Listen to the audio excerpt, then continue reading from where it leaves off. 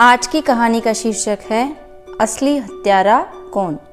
एक बार एक राजा गांव के सभी ब्राह्मणों को अपने सभी मंत्रियों के साथ भोजन करवा रहे थे, लेकिन राजा के रसोइया ने सारा भोजन खुले आंगन में बनाया था और उसी समय एक चील अपने पंजे में एक जिंदा सांप को पकड़े हुए राजमहल के ऊपर से गुजर रही थी। तभी पंजों में दबे सांप ने अपनी रक्षा के लिए जब उस चील पर अपने फन से कई बार जहर फेंका तो न जाने कैसे वो जहर उस रसोइया के बनाए पूरे भोजन में गिरकर मिल गया और खाने में जहर के बारे में किसी को पता ही नहीं चल पाया। और जैसे ही उन सभी ब्राह्मणों ने वो जहरीला खाना खाया तो तुरंत ही उन सभी ब्राह्मणों की मृत्यु हो गई। वह उन सभी की मृत्यु से राजा बहुत ही दुखी हुए और राजा पर ब्राह्मण हत्या का दाग लग गया। लेकिन ऊपर बैठे हुए यमराज ये सोच रहे थे कि आखिर इन ब्राह्मणों की मृत्यु किसकी वजह से हुई है और इस पाप का फल आखिर किसके खाते में जाएगा। राजा के, जिसको पता ही नहीं था कि खाने में जहर था। दूसरा रसोइया, जिसको पता ही नहीं था कि खाना बनाते समय वह कब जहरीला हो गया। तीसरा वह चील जो जहरीला सांप लिए राजा के महल से गुजर रही थी। या फिर चौथा वह सांप जिसने अपनी रक्षा के लिए उस चील पर जहर निकाला मगर वो उस खाने में जाकर गिर गया। तभी यह मामला बहुत दिनों तक यमराज की फाइल में अटका रहा।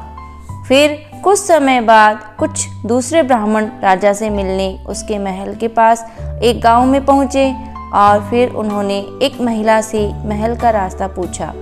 तो उस महिला ने महल का रास्ता तो बता दिया, लेकिन रास्ता बताते ही वो बहुत हंसने लगी और कहने लगी कि देखो ब्राह्मण जी, महल में जाकर जरा अपना ध्यान रखना, वह राजा आप जैसे ब्राह्मणों को जहर देकर मार चुका है।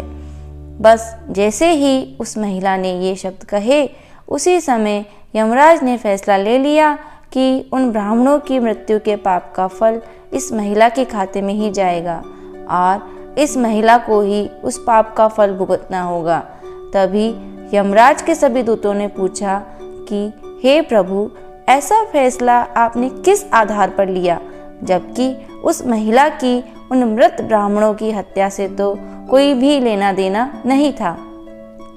तब यमराज ने कहा, जब कोई व्यक्ति पाप करता है तब उसे बड़ा ही आनंद मिलता है, पर उन मृत ब्राह्मणों की हत्या से न तो वो राजा खुश था, न वो रसोइया खुश था, न वो सांप खुश था और न ही वो चील खुश थी।